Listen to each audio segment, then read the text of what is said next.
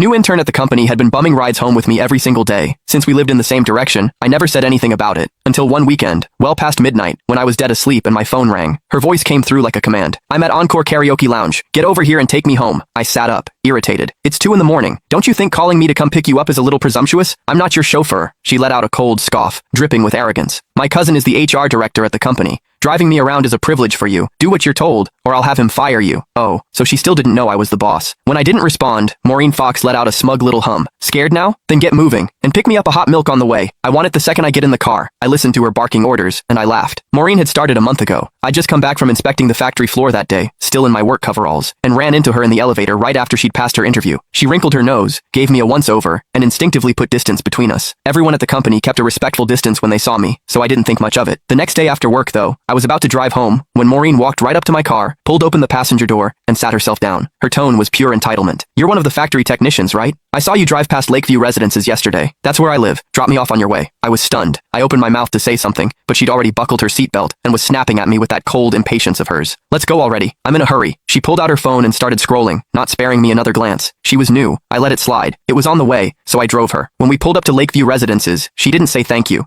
She just shoved the door shut and walked off without looking back. I thought that would be the end of it. It wasn't. From that day on, Maureen showed up in my passenger seat after work like clockwork. Never asked, never waited for an invitation. Before I could even object, she started making demands. "From now on, stop by my building in the mornings when you're heading in. Pick me up on the way. I hate the smell of smoke. I know it's your car, but no more smoking in it. I got down here 3 minutes before you today. Be faster next time. Don't make me wait. These seats are too hard. Bring a cushion for me tomorrow. Something soft. I don't like the color of this car. When you get a chance, wrap it in pink." Now I knew. Her cousin was the HR director. "Hello? Why aren't you saying anything? Are you on your way or not?" Maureen's impatient voice crackled through the phone again. I yawned. "No, I'm going back to sleep. Call yourself a cab." I hung up. Before I could even set the phone down, it rang again. Maureen again. "Are you out of your mind? You actually hung up on me? Do you have any idea that my cousin is sitting right next to me?" I replied lazily. "Oh, and?"